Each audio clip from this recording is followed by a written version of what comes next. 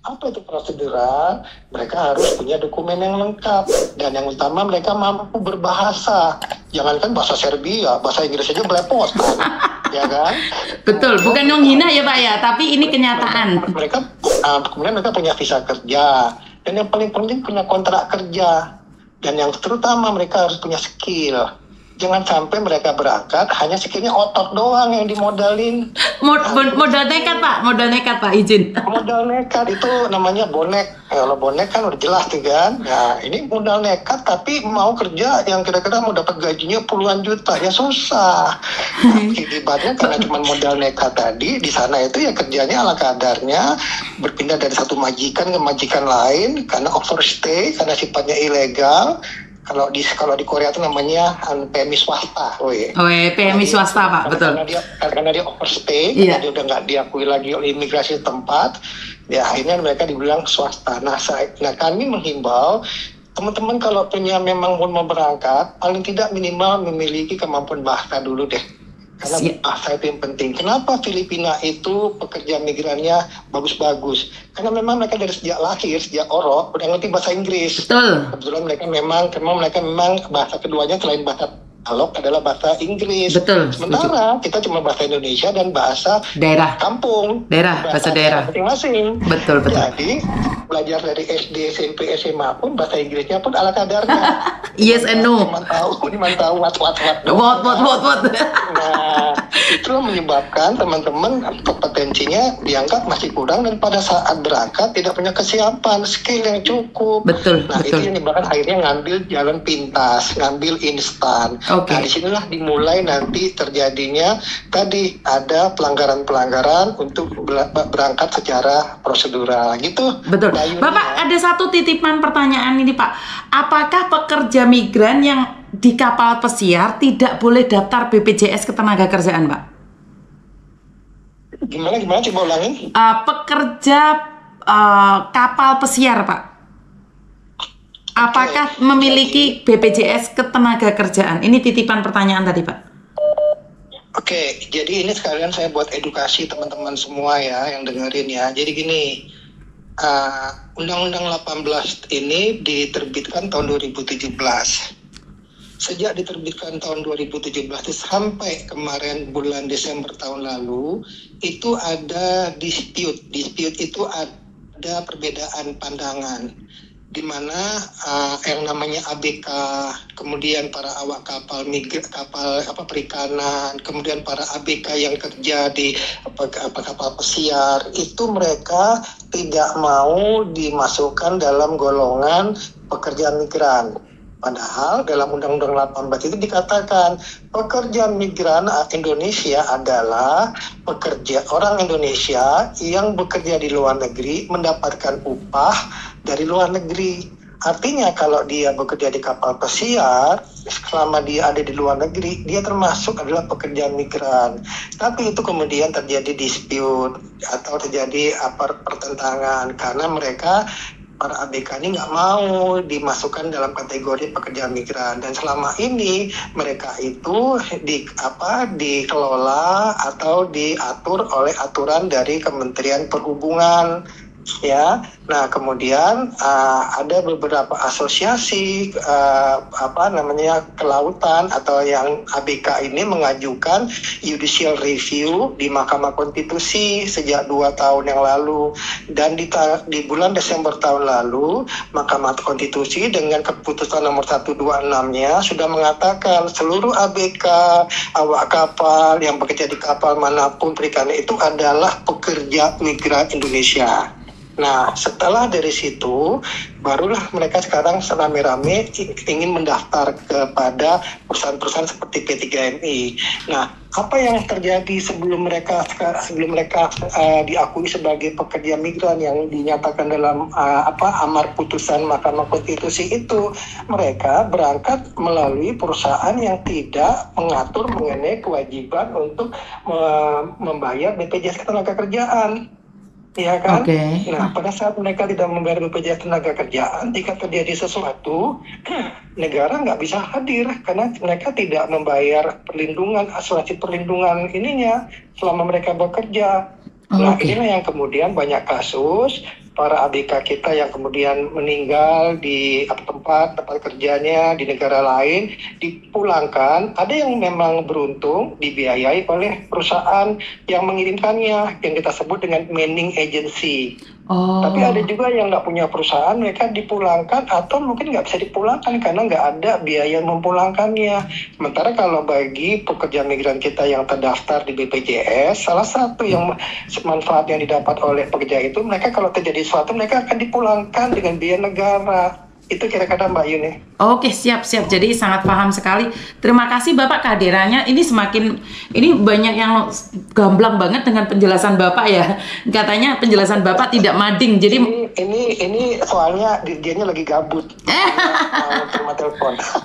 Bukan, karena mereka bilang begitu mudah difahami karena selama ini Pak yang ada di media mereka tetap mengatakan bahwa informasinya mungkin ya beda ya Pak ya, kita kan orang kampung, jadi untuk memahami kosakata itu sangat sulit sekali. Tetapi di Bapak ini Pak Dirjen ini lebih mudah. Jadi banyak orang yang lagi komen tadi ini, oh paham Pak, oh mengerti, oh rungokno rek. Intinya adalah mereka memang benar-benar mendapatkan informasi yang langka ini Pak.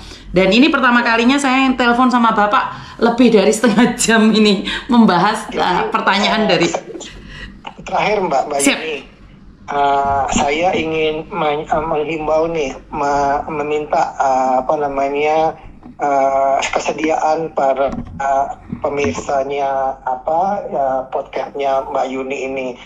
Kalau misalnya teman-teman semua dalam setiap kegiatannya atau setiap kali surfing di media sosial menemukan iklan-iklan lowongan kerja dari luar negeri yang mungkin dirasakan agak sedikit kurang tidak meyakinkan, jangan ragu-ragu, jangan sungkan untuk melapor ke kami. Itu betul Bapak. Sebentar saya ini dapat tambahan ini. Kemarin kan dari media sosialnya KP2MI mengatakan bahwa jika kalian mengetahui ada sebuah media sosial yang memberikan info yang meragukan, boleh laporkan ke cyber BP2MI, KP2MI. Tetapi Pak, jawabannya saya sudah screenshot ke Bapak. Mereka meminta kami mengabaikan. Nah ini gimana Pak maksudnya Pak? Ya, jadi ya itu loh Mbak ya. Jadi kan ini sebenarnya, jadi gini teman-teman semua ya. Jadi di Kementerian P2MI ini, di bawah saya persis ya, saya kan Dirjen Perlindungan, di bawah saya itu ada namanya Direktorat Cyber Perlindungan PNI. Siap. Tapi jumlah pegawai cuma 5 orang. Bayangkan itu ya, kami kekurangan orang, ini kami sedang minta tambahan. Siap. Nah, mereka ini sekarang ini setiap hari berjibaku menerima aduan dari seluruh dunia mengenai iklan-iklan hoax, iklan-iklan penipuan yang sifatnya itu adalah mau mencoba untuk menipu masyarakat kita bekerja ke luar negeri. Siap. Nah, informasi tadi itu kami kumpulkan. Tapi yang kemarin Mbak Yuni sampaikan itu, saya sudah berikan pengertian kepada petugas. Petugas kami ini 24 jam loh melayani, kecuali 24 jam itu 24 jam 7 hari seminggu, tapi 24 jamnya itu dibatasi dari jam 6 pagi sampai jam 10 malam. Kalau jam 10:01 pesan tadi akan ditanggapi nanti jam 6 pagi besoknya. Tapi intinya kami lakukan setiap hari. Nah, saya sudah beri ingatan kepada teman-teman semua di sana yang melayani, bahwa kalau ada permintaan untuk meneruskan apakah ini termasuk lowongan kerja yang sifatnya penipuan, mohon diterima dengan baik. Karena bagaimanapun juga mereka adalah garda terdepan dari KP2MI. Nggak mungkin namanya KP2MI itu melakukan patroli siber 24 jam ke seluruh medsos kita, melek 24 jam. Betul. Jadi siapa nanti yang perlu kita minta bantuannya? Masyarakat, teman-teman semua, para pekerja migran kita, calon pekerja migran, masyarakat yang tahu ada iklan-iklan yang aneh-aneh atau yang nggak masuk akal, laporkan ke kami.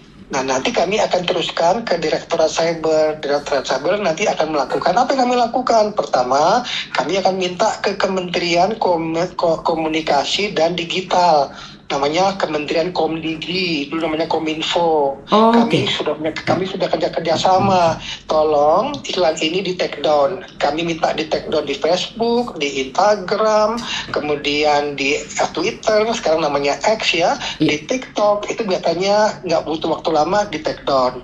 Tapi yang namanya iklan penipuan, mati 1, besok tumbuh 1000. Bukannya begitu, terus begitu. Kejar-kejarannya kita seperti itu. Tapi intinya negara hadir, negara nggak tidur. Kalau ada kayak gitu itu kita selalu. Cuman kan masyarakat nggak tahu.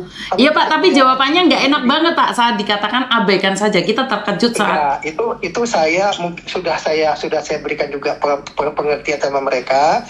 Mohon itu dapat diterima bahwa nanti akan kami kaji lebih lanjut ini seperti apa iklannya, dan kalau memang seperti itu ya kami sepakat bahwa ini adalah iklan-iklan yang memang tidak sesuai dengan peruntukannya, ada tendensi untuk melakukan penipuan. Tapi sekali lagi garda terdepan untuk kami bisa menghilangkan atau mengurangi iklan-iklan penipuan kerja di luar negeri itu, masyarakat tolong juga sampaikan ke kami. Siap. Informasi tersebut. Mbak Yuni nanti tolong aja di-share dalam itu komen yang ada di YouTube itu. Siap. Nomor call center kami yang sudah pernah kami sampaikan ke Mbak Yuni. Siap.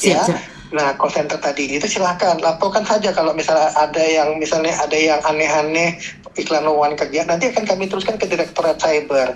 Nanti Direktorat Cyber akan melakukan koordinasi. Pertama koordinasinya adalah ke Komdigi tadi, Kementerian Komunikasi dan Digital, untuk di take down. Kemudian kami juga akan laporkan ke Barreskrim, ke pihak-pihak aparat penegak hukum untuk dilakukan penelusuran lebih lanjut. Kenapa?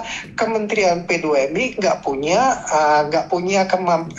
kewenangan menyidik. Siap Bapak. Kami kan PNS, kami harus meneruskan ini ke pihak berwajib, dalam hal ini kepolisian, gitu ya Mbak. Oke, siap Bapak. Mungkin pesan ditambah lagi cybernya Pak, karena cyber adalah harapan kami, di mana kalau 5 orang jelas nggak kuat Pak. Mungkin izin Pak Menteri.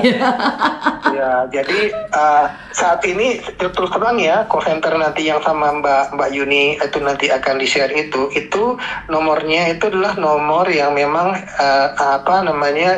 itu adalah nomor yang hidup 24 jam, tapi memang tadi jam kerjanya sampai jam 6, dari jam 6 pagi sampai jam 10 malam. Nah, nomor itu adalah nomor WhatsApp bisnis. Nah, WhatsApp bisnis ini punya keistimewaan tapi terbatas, yaitu dia hanya bisa di-cloning di 4 device. Betul. Ya, nah, 4 device tadi dibagi 2. Satu di bawah Pak Direktur Mangiring yang Mbak Yuni sudah tahu. WhatsApp-nya dipegangin HP yang dia pegang 24 jam. 2 lagi di bawah Pak Firman, Pak Direktur Firman, dia juga dipegang oleh 2 stafnya.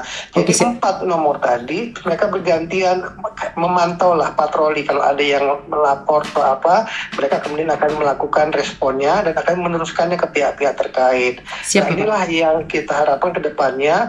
Kami sedang menyempurnakan sistem pelaporan yang nantinya akan lebih banyak lagi petugas yang bisa melayaninya Mbak. Saat ini baru ada 4. Iya, siap. Ya. Dan kemarin juga saat saya bertemu dengan Pak Yuda secara langsung ya Pak ya, kemarin kebetulan saya bertemu dengan Pak Yuda, dengan Pak Martin Simanjuntak, dan Pak Yuda juga menyampaikan yang Bapak berikan aplikasi itu, dan semoga bermanfaat dan kita mau berharap ada yang mencoba. Sekarang saya ngomong nih kalau gitu, karena Mbak Yuni sudah nyinggung masalah ini. Nah, teman-teman semua, ini pesan saya harus mempromosikan ini. Jadi Kementerian Luar Negeri itu sudah memiliki sebuah aplikasi bagus, namanya aplikasi